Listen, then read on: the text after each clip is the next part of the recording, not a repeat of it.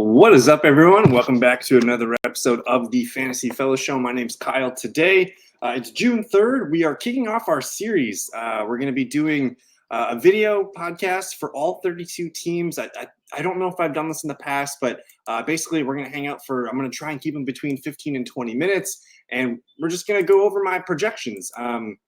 These are my preliminary numbers, so that's why I don't mind sharing them. If you do want access to like the full projections and fantasy football content and more, there's a link in the description to get access to a Fantasy Fellowship membership. It's $10 a month. Feel free to check that out. But otherwise, we're going to hop right into the video. And I've been doing projections for a long time now. This is probably my 7th year. Let me see. Been doing them since it looks like 2017. So we are going into year number 8. This is a lot of fun here. So I have basically what I do is I have each team at the bottom of my screen here. You can see Arizona, Atlanta, Baltimore. But I have each team projected, and then all of these numbers get put into like quarterback, running back, wide receiver positions, and we kind of go from there. So what you're looking at here at the top of the screen, I have basically the season stats from the last 7 years, going back to 2017. My green line is my projection line, and I kind of use these as guidelines. Now, it's really nice when there's continuity in a team. McDermott's been the head coach since 2018. Brian Dable was there. Ken Dorsey lasted about a season and a half. Joe Brady took over at the end of last season, and now we're expecting Joe Brady, probably to be there for the whole season. So you kind of have to think a little bit like that. The numbers, I don't try to match the numbers, but a lot of times they come out within, a little bit here or less from the previous numbers. So with that being said, we're going to start off with the passing stats, Josh Allen.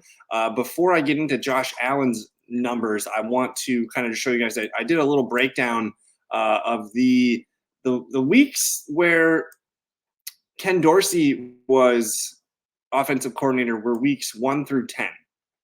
And I kind of crunched the numbers. In weeks 1 through 10, they averaged about 253.6 pass yards per game.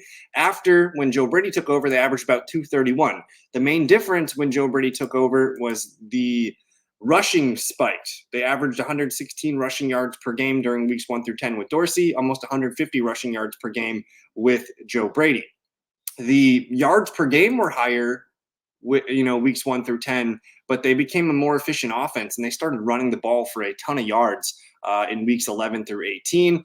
The Josh Allen passing attempts, 35 passing attempts per game, weeks 1 through 10, down to about 32.7. So they're passing a little bit less. And then I did look at James Cook specifically. James Cook was averaging 12 rushing attempts per game for weeks 1 through 10, and about 16.7 when Joe Brady took over. He also averaged about 1 target more per game. So you're looking at about 20 to 21 touches per game for James Cook versus, about 14, 15.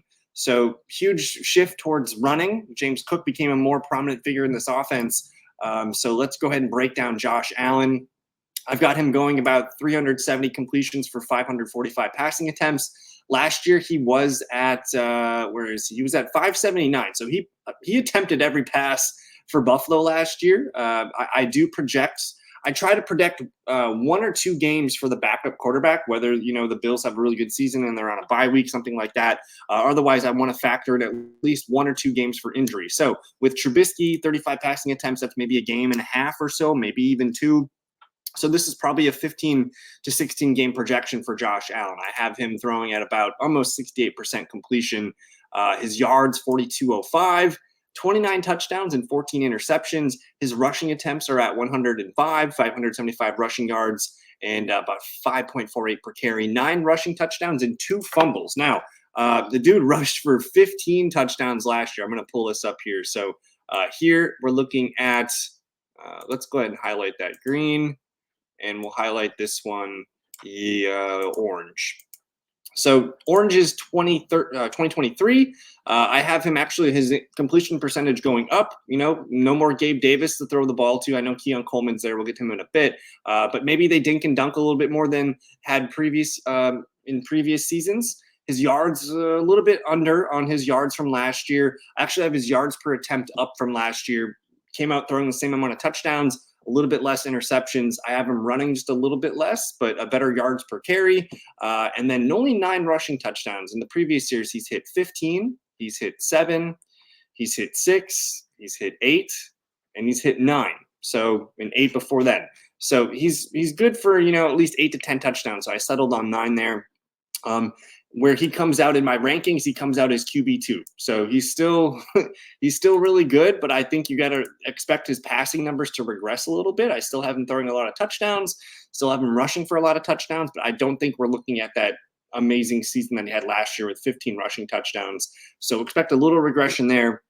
But otherwise, I think the huge thing with Buffalo isn't Josh Allen. It's more about the weapons that they have here. Are they going to use James Cook even more than they did last year? They brought in Ray Davis as the RB2.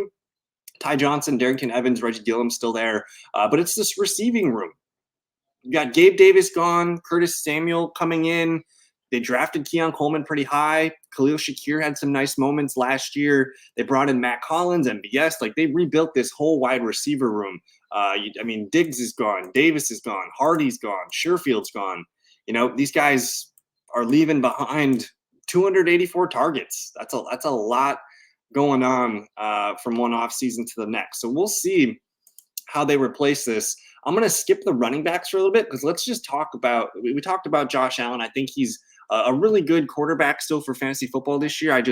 Traditionally, I don't like paying for the first QB off the board. I like to try and get the guys that are going around QB 5, 6, 7, 8 that could be a top 5 QB and getting the value there.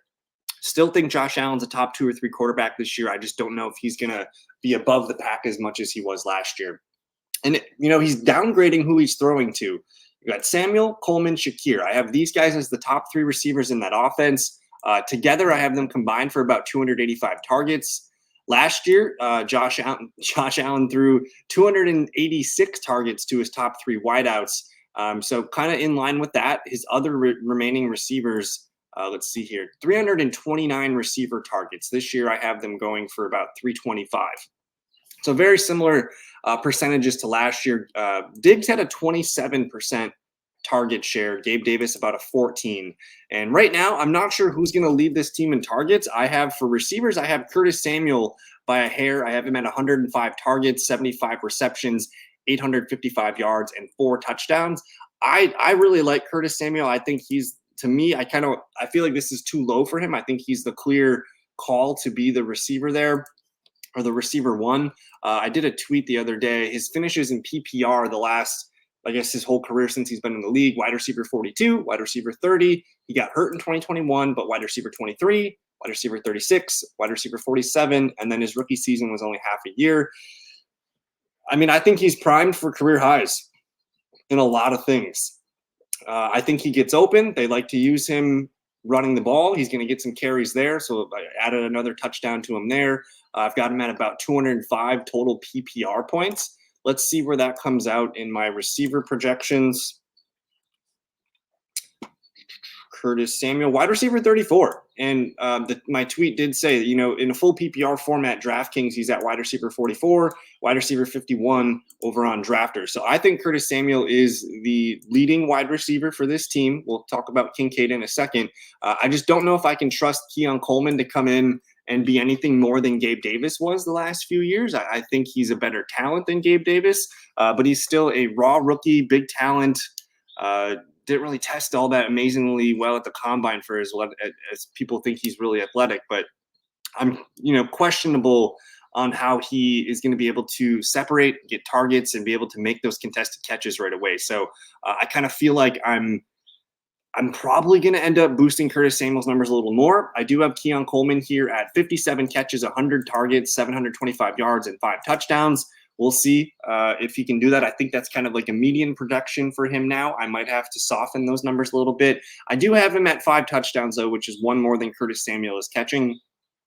I really like Khalil Shakir, though. I have Khalil Shakir, and he was amazing last year. He caught 39 of his 45 targets for 611 yards and 2 touchdowns. So really efficient last year. He's not going to be that efficient again this year, but 58 receptions on 80 targets, 830 yards, and 5 touchdowns for me. I think he's a better value. If you're drafting best balls and things like that right now, I think Keon Coleman's kind of a bad buy in the 6th, 7th round. I'd rather wait for Curtis Samuel in the 8th. And I don't mind taking, Khalil Shakir in the 9th, sometimes 10th round. I think those are the two values here. Coleman obviously has some best ball spike weeks in his future, whereas Shakir, I think, does as well. Curtis Samuel's going to be the more consistent option, probably 10, 12 points per game. So there's room for all of these guys in best ball. I think in a redraft standpoint, though, I think Curtis Samuel remains the guy that I would consider putting in as my wide receiver 3 flex. Not really going to be too concerned with Hollins, MBS, Andy Isabella. These guys, if they're on the field, something happened to Samuel, Coleman, or Shakir. That's very clear. They're the backup receivers to me. We can talk quickly about Dalton Kincaid, who I think is going to be the primary read in this offense. I have him going for 75 receptions, 115 targets, 835 yards, and 6 touchdowns. Now, I kind of want to – this to me is a floor projection. I kind of want to boost these numbers because I think I'm a little too high on Keon Coleman still. But this is a second-year player who had really nice moments last year. It took him a while to get thrust into the starting role when Dawson Knox got hurt, but 73 catches last year on 91 targets, 673 yards, and 2 touchdowns. I'd like to see that yards per catch go up this year, so I did boost that a little bit. It was a pretty efficient, reception to target ratio, 73 receptions on 91 targets. I have that efficiency going down a little bit as they're maybe going to stretch the seam a little bit more with him. 75 receptions, 115 targets is my projection. And I think I'm going to probably steal some numbers out of Keon Coleman and move them down to Kincaid. I think Dawson Knox is still going to be on the field a lot. He's going to be a guy that maybe can score 3, 4, 5 times for you in a best ball spike week, something like that. He can catch 4 balls for 40 yards and a touchdown, and he could be your tight end 1 that week. So there is some room for Knox in best ball, not for redraft. If something happens to Kincaid, then we'll be picking up Knox on the waiver wire. But the primary target reads, it's going to go Kincaid and Curtis Samuel. Those are the guys that I think are going to get open the quickest. Keon Coleman, he's going to be a jump ball kind of deep threat. We'll see if he can do some of the short intermediate stuff. I don't know if they're going to trust him to do that because Samuel's so good at that. And so is Shakir. Shakir's a deep ball kind of slot player. They're going to use him in that role too. So I think Coleman mostly sticks on the outside, and he's probably going to struggle to get open and separate. I think that's where he's going to struggle his rookie season, but I could be proven wrong. So I like all the Buffalo Bills besides Coleman at cost. I think you want to take shots on Kincaid in the 5th round when he falls there. But that's the main receiving weaponry for Josh Allen in 2024. Let's talk about the running back room now, because last year, we got a huge James Cook season, 237 carries, 1,122 yards, only 2 rushing touchdowns. Obviously playing with Josh Allen, they're going to lose a lot of the goal line looks, but they did give Latavius Murray 4 touchdowns, and they gave Damian Harris 1 touchdown. So both those guys are gone. Maybe some of those fall into James Cook's numbers this year. And Cook was the primary receiving back last year. They did use Latavius Murray on 3rd down protections a little bit, and Ty Johnson got some work. But I see this being James Cook's backfield. And my numbers are too low on James Cook. I have him at 228 rushing attempts, 1,025 yards, 4 touchdowns. I have his receiving usage going up because he was getting about a target more per game with Joe Brady. I have him at 53 receptions, 65 targets, 475 yards, and 5 touchdowns. So I'm expecting his receiving work to increase. I have his rushing amount about what it was last year, just with 2 more touchdowns. I think I'm probably going to move those numbers up, though. Last year, the Bills ran 512 rushing attempts. And like I mentioned at the beginning, Joe Brady was running for a lot more yards and just getting a lot more rushing attempts in with this team here. So, when I do my projections, I kind of do them, and I like to sit with them for a little bit. And me doing these videos is another way for me to kind of, check my work and also open it up for feedback. I'd love if you guys have comments, questions. I love other pairs of eyes looking at these and getting me, questions or comments or concerns or anything like that. So for me, what I'm going to do is I'm just going to come in here and I'm going to kind of highlight that orange and say that attempts probably needs to go up. I think the Keon Coleman numbers probably got to go down. And I think I'm probably looking at increasing these targets for Curtis Samuel and Dalton Kincaid there. But what can we expect this Bills running back field to look like this year? No more Latavius Murray, no more Damian Harris. They drafted Ray Davis, who's an older, rookie coming out, and he's going to be kind of the early down kind of guy that can spell James Cook and take some hits from him. So I have him at 95 carries, 415 yards. I have him at 3 rushing touchdowns, which I'm not quite sure how I feel on that yet. I have him getting a little bit of receiving work, and he was just very good at Kentucky and his other stops along the way throughout his college career. I think he can step in and be the RB2 right away. You're going to see Ty Johnson mixed in a little bit as well. I actually considered putting his numbers up a little bit more because he was playing a lot at the end of 2023, and I thought he looked pretty decent. He's a good receiving back. He can also run the ball pretty well too. So don't be surprised if Ty Johnson steals some work every now and then. But overall, I think I might actually need to decrease the targets, because if Josh Allen was throwing about 2.5 passing attempts less per game than he was with Dorsey, that's going to lower, say I did 2 targets per game or pass attempts per game, that's going to minus another 30, 40 targets passing attempts from these guys. So I'm going to probably have to crunch those numbers a little bit. I'm going to decrease passing, increase rushing, and we should be at a better projection for Buffalo. But overall, I see Buffalo struggling a little bit in the beginning of the year, just as, life without Stephon Diggs. But I do expect them to kind of continue playing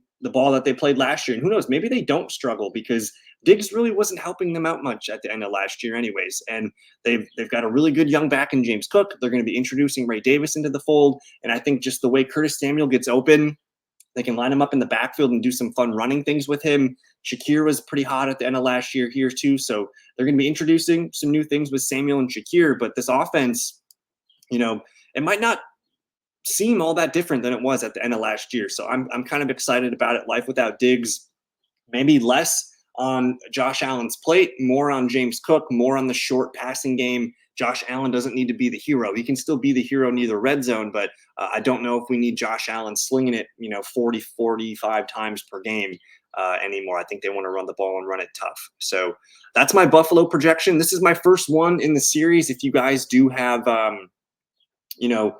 questions or comments or recommendations for the future ones, please do. I'm going to be starting with the AFC East, so we're doing Buffalo today. I think I might get another one done tonight. Otherwise, I'm going to try and upload at least one per day going forward here. So just a quick little series that we're going to be running throughout all of June. And since I have you guys here still, we'll kind of recap.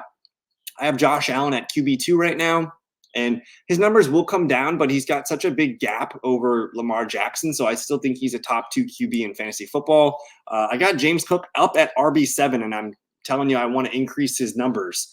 So pretty good outlook for James Cook. He's been an easy click for me, and I don't understand his 5th-round value right now. He's a really good running back, and Joe Brady really trusted him down the stretch last year. So I like James Cook quite a bit. Ray Davis, I don't know where he landed, but he's a good handcuff pull. He's, RB54, kind of in that Trey Benson mold for me. At receiver, I did mention Curtis Samuel, wide receiver 34. I keep going down here. I actually have Khalil Shakir a little bit higher than Keon Coleman. I'm not a huge Keon Coleman fan. I have him 59. So both Shakir and Coleman, they're going to have weeks where maybe they're boom weeks. It can be very tough to trust them in your redraft lineups. But for best ball, I think they're both kind of wide receiver 5 material. And then for tight ends, I actually came in a little low on Kincaid. I have him at tight end 8.